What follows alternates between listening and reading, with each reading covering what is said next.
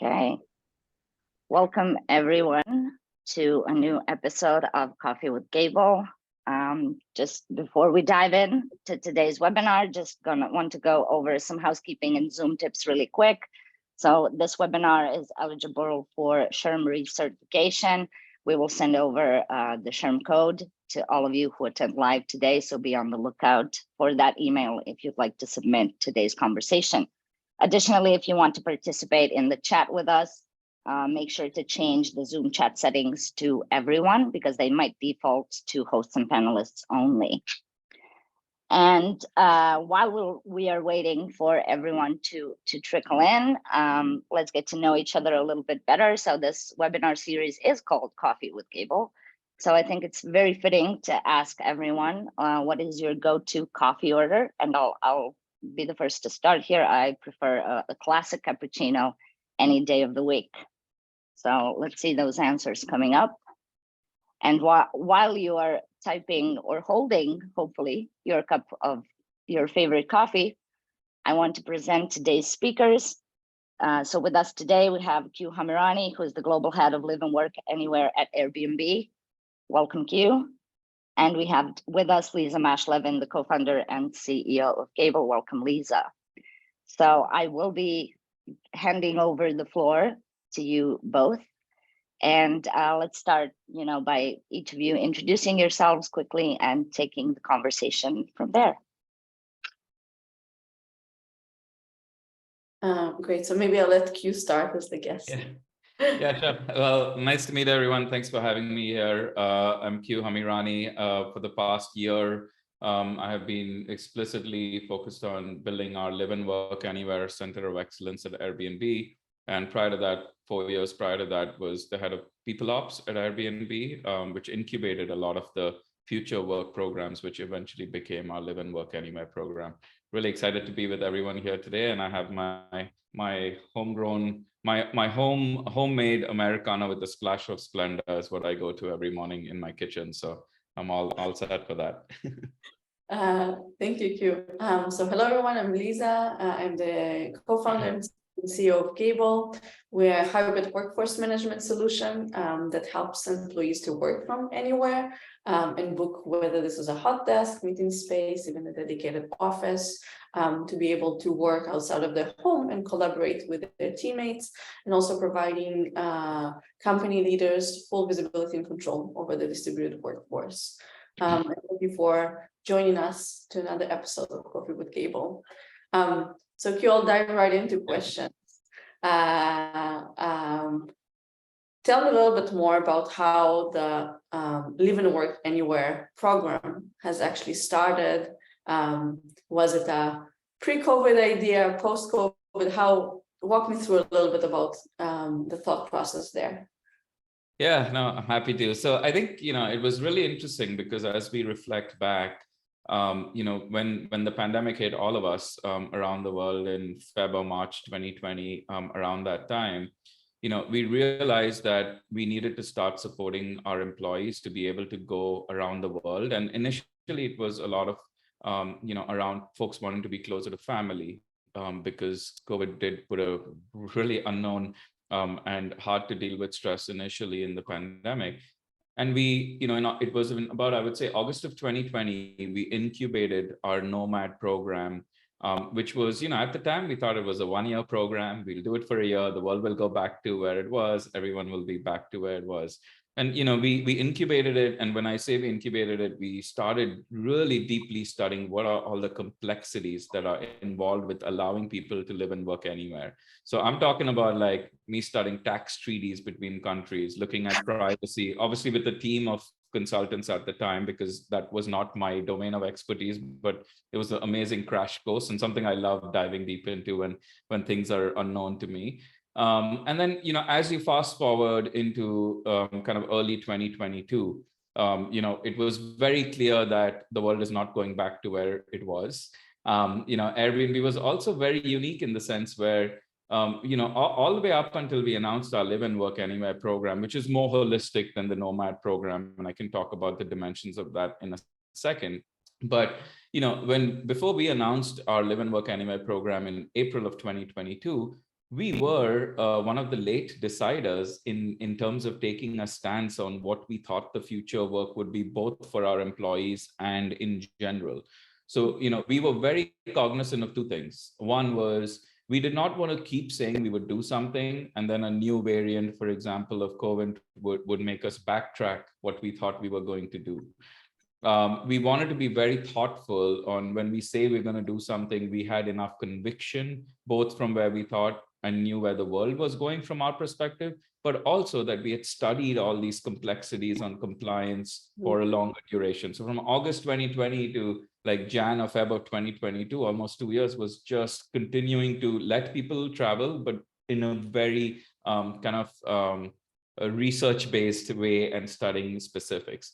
So, when we started working on our program, we said in about Feb of 2022, we said, we know the world's not going back. This is not a temporary program. We got to take a stance on where we want to be defined and where we want to position ourselves in the industry. Our employees obviously want us to take a stance as well, because they want clarity for their future plans. So we kind of put a small team together with a 3-month timeline, said we'll start in Feb of 2022. And by end of April, we are going to come up with our best program that we would like to do. And that's how in April, we announced the Live and Work Anywhere. Lisa, to kind of talk a little bit about your point on like, how did we start? Like, how did we, what were our guiding principles, or what did we start? And for us, it really, we asked ourselves two fundamental questions. We kind of took it back to the basics. The first one was, where is the world going? And where do we believe the world is going? And as we looked around over the last 2 years in the pandemic and how things were shuffling around, it was very clear that the world was moving towards flexible working. And that was clear. And this includes not just seeing peer companies, but also leaders within our own organization be more receptive to remote work over the last 2 years at that point, because we had our, when we look at output, we had our biggest year in terms of going IPO, turning around a company that was literally stalled due to the pandemic, all remotely. Like Airbnb offices were closed for 2 years. There was no in person. So we got that conviction from our own leaders that is where the world is going, and it can work, which is critical. Another dimension of where the world was going, we saw it in our own customer data. Long-term stays on Airbnb, which we define as 28 days or longer, were our fastest growing category, which told us that people are actually going not just for a weekend or a week of holiday, they're actually going for longer times. And they want to kind of go around the world and experience more destinations without laying roots in a particular country over time. So that was like, when it was pretty obvious to us, that's where the world is going. We said, we have to like go there, even if it's going there in 10 years, we need to go there now so that we can lead that. The second question we asked ourselves is, what are we solving for? Why are we building this program? And why are we actually, what is our goal? And for us, it was pretty clear, like we wanted to continue to hire and retain the best talent in the world. And we thought that if we continue to kind of restrict folks to a geographic radius of an office, we would be inherently limiting our talent pool. So we wanted to kind of burst that limitation and say we want to hire and retain the best talent from around the world. And by hiring from communities around the world, we were pretty optimistic that our diversity could also increase, because you're again opening up your talent pool. So we kind of went with those two questions, and then that's how we came up with we tried to design a program that had multiple dimensions that met various employee needs, because we understand there's no one size fits all. And we wanted to also make sure we blended the right blend of in-person, because Zoom is great to be productive, but not necessarily the best to deepen relationships over time, in our view. So hence we came up with our Live and Work Anywhere program. And I'll just talk really quickly about the 4 key elements of our program, because it's not just one like go work remotely. So the 4 elements are, number 1 is employees can work from home or the office. The key here is the choice is theirs. They know what's best for them. If I want to go in 5 days a week, great. If Liza wants to be completely remote, great. We know what's best for our lifestyles, and we support that. The second one was employees can really move anywhere within their country of employment, and their compensation would not change. So this means I could move from my tiny condo in the SF to a large farm in the Midwest and work from there. My salary does not change. We move to value-based pay within a country. The third was the incubated nomad program, which became the focal point of our Live in Anywhere, which was we will let employees live and travel around the world. And we will support them with all our learnings and a high touch way to do that. And this was by far the most complex part of our program.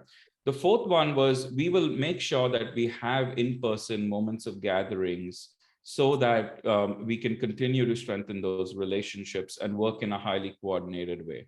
So collectively, those four dimensions, our hope was at the time, because you never know till stuff's rolled out how people would react to it. You can hope and do your best diligence prior, that everyone could find some aspect of it that they could relate to.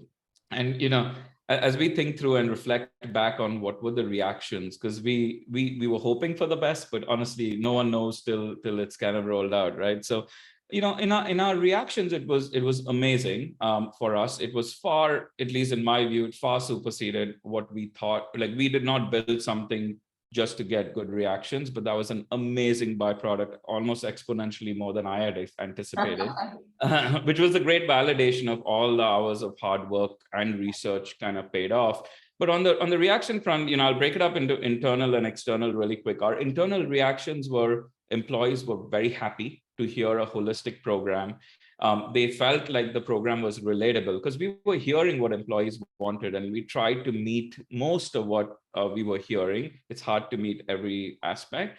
Employees also felt empowered. They felt like they could choose what was best for them. We were not telling them what was best for them, right? And the fourth thing was they felt trusted. They felt like we trusted them to make the best decision and empowered them to do so. And the reality is each person is unique. And we basically gave them the ability to choose, like, in this month, my son may be home from school a lot and I may want to be home. The next month, I may want to go in. It's completely up to what works best for my lifestyle or an individual's lifestyle.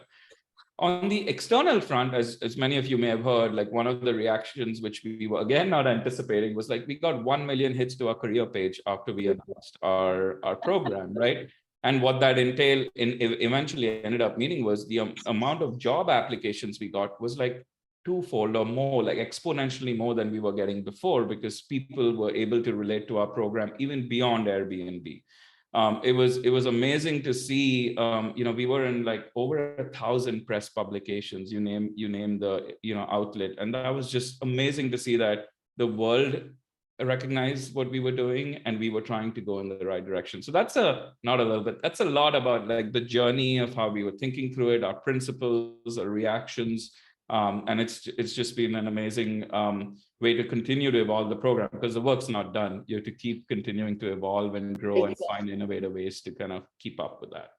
That is incredible, I must say. And also, I like what you mentioned, like, in terms of even like the external effect, it really relates to the core principles that you talked before, right? Which is like, I want to hire the best talent and them.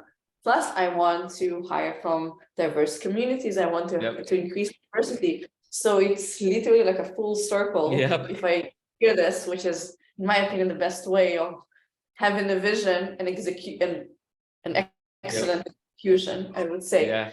And now that and it's truly inspiring, honestly. And now that you are several months into this program, what do you see that is actually happening, right? How employees are actually, implementing this, what is succeeded, what is less successful, I would say. But lessons learned a few months in.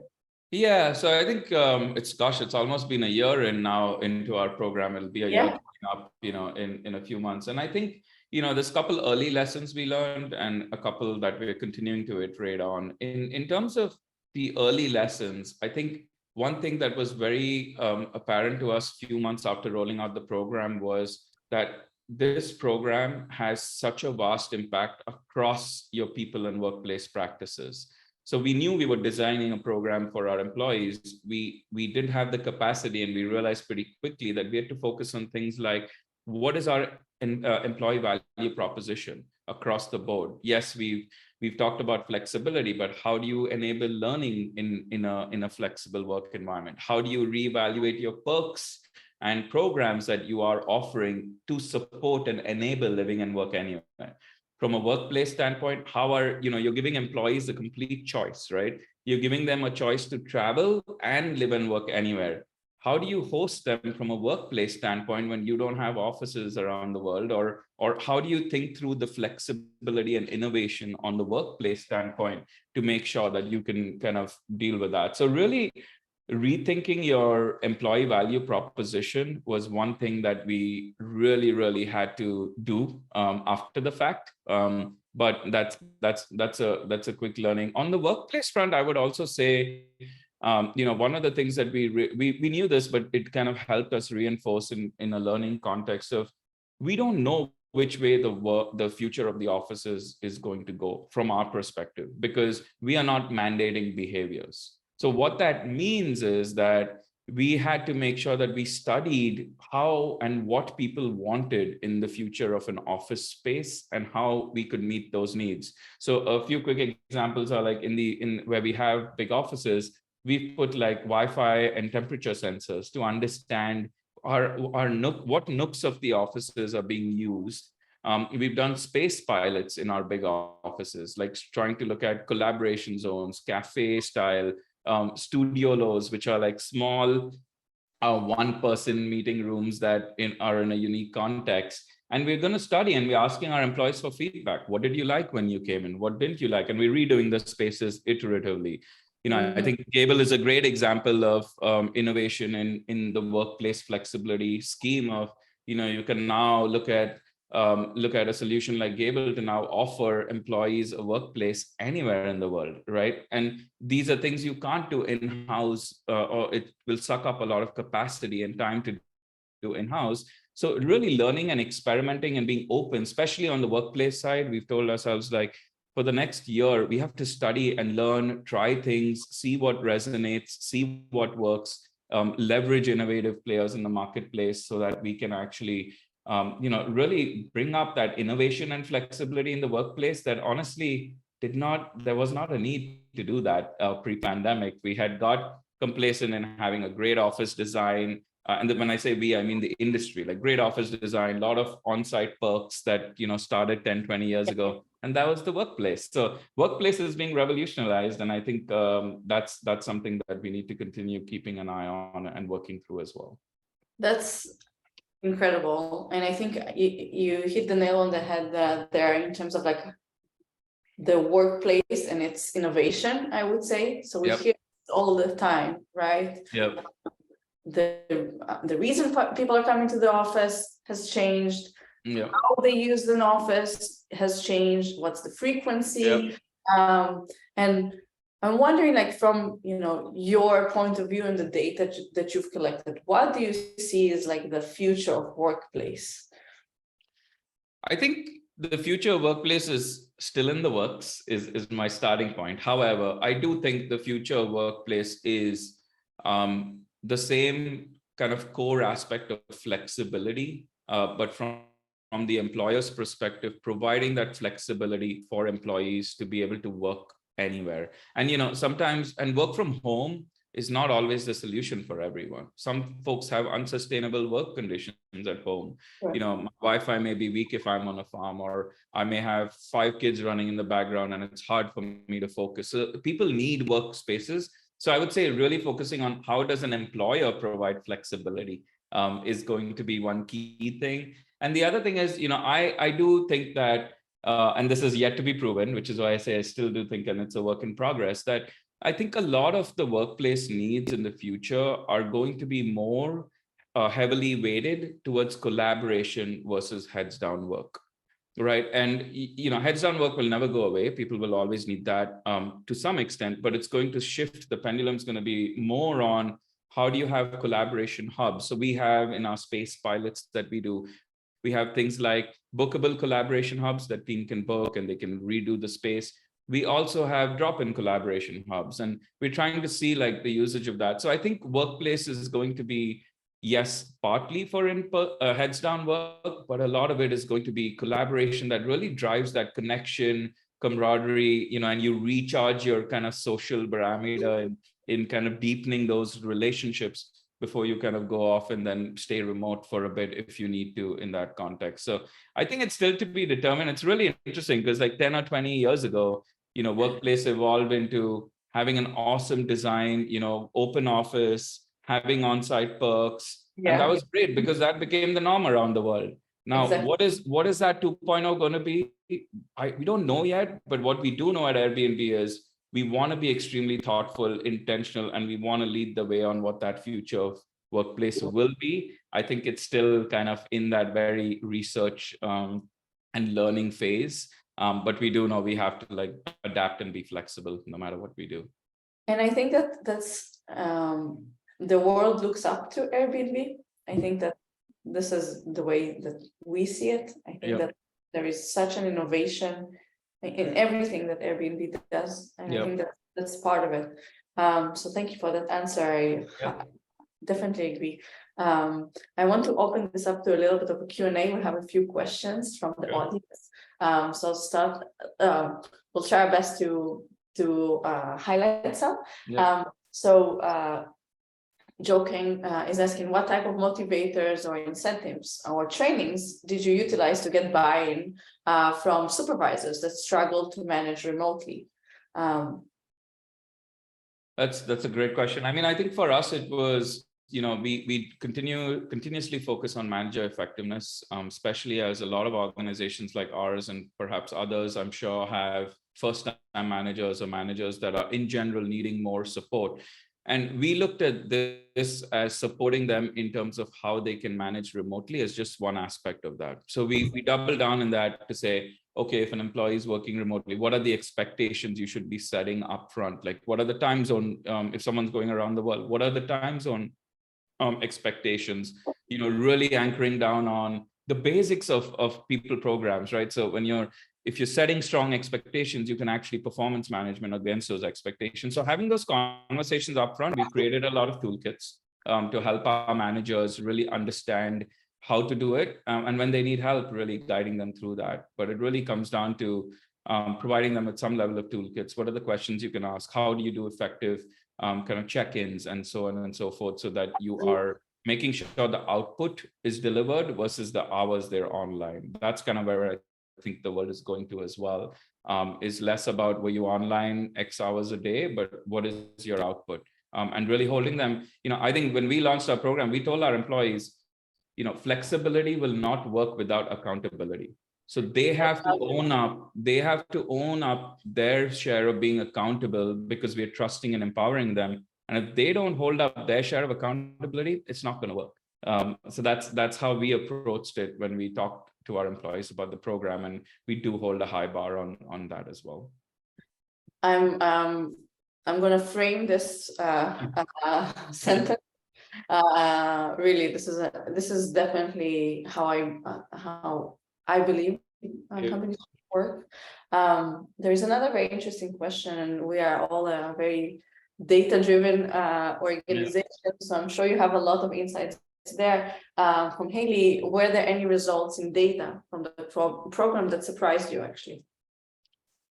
I think I guess they were surprising in a good way, but I would say one of them was, like we're talking over 1,000 employees in our organization took part in the Live and Work Anywhere program by relocating, living and working anywhere. So that was just a bit of a validation, because we do track how many intakes we get, because anyone that opens a request to travel anywhere, we actually handhold them, look at the tax complexities, look at the we don't just say you can go around the world. You have to open a request with my team. My team does a very strong cross-functional analysis. It determines the risk, and then we let people go. So I think we have that. I think, just engagement scores, diversity metrics, recruiting metrics, they're all trending in an amazing direction. Now, granted, I can't say it's directly correlated to our Live and Work Anywhere program, because it's so many other things have happened at our organization that we continuously work on, but they've all been trending in a positive direction, which has been great kind of affirmations for us that it's working. It's amazing. And I always say data never lies. So I think that's the best way. Another question, and we'll wrap this as the last question from Ashley.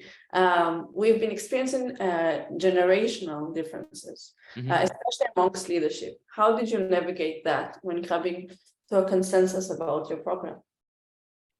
I think we really used our own journey and experience. So, from March of 2020 to April of 2022, I would say Airbnb was in a giant experiment of remote work, right? So the way we navigated it was we had the conversation, we explained, and I think a lot of it happened by itself, by them being through situations like, our company was like, revenue had completely stalled in Q2 of 2020. We were like, almost like, we weren't sure if we were going to survive. I'm exaggerating, but it was true.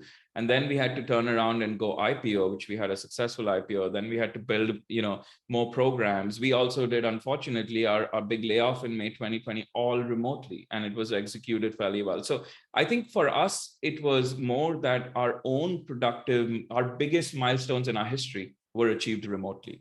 So I think that helped us, being that it forced everyone, leaders and not leaders, to be in this remote work experiment and see results. Because pre-pandemic, it was really hard because there was no forcing function to really say that looked like it worked, and people were going off what they thought would happen.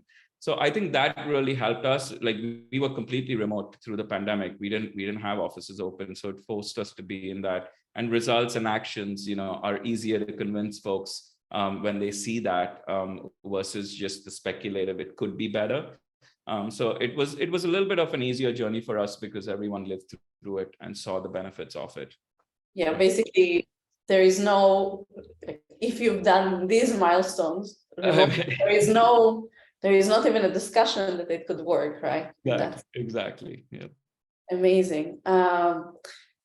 One final thing I would love to ask is, in terms of Sasha is asking about development programs to put in place to teach teams to collaborate, communicate, and influence. And the reason for it, and I definitely relate, like different time zones, different locations, people are all across the world. How did you deal with it tactically, I would say, in terms of programs? I mean, I would say twofold. One is we have learning programs internally that we share with our employees that focused on this even pre-pandemic. So we made that available. I think in a lot of ways, we expect a level of maturity and folks to adapt and learn. So we gave them guidelines. For example, if an employee is living and working anywhere, they have to anchor on Pacific Standard Time. That was the guideline we set across the company. So, they were able to take that and anchor to how that would work. I think in general, again, a lot of our managers who were here through the pandemic lived this and experimented with what would work, what wouldn't work. So we provided toolkits, but I think at the end of the day, each manager is different too. So they figured out what worked for them, what didn't work for them. And when they're in specific sticky situations, we guide them in a more personalized way. But I think it's no different than, pre-pandemic, a lot of my team, even at my previous organization prior to Airbnb, was remote. And how did I a lot of it, I go back to like, how would you do it if the pandemic didn't happen, and you kind of work through that. So I think you set some organizational wide guidelines so people can anchor to, you provide some toolkits and our learning programs, and then managers, depending on their varied levels of maturity, either leverage them or work through them, and sometimes need more guided assistance that we're all there to do at our organizations and provide. Incredible. This has been extremely inspiring for myself and for all of our audience. Thank you so much. Thank you for your time, for sharing your vision, execution, and belief. Yep. Thank you for having me, and thank you for helping disrupt the workplace innovatives landscape. I think it's really needed. I think folks should definitely check your product out as well. And thanks for having me today. I really enjoyed being here. Thank you. Thank you, everyone, for joining. Thank you, everyone. Have a great day. Bye-bye.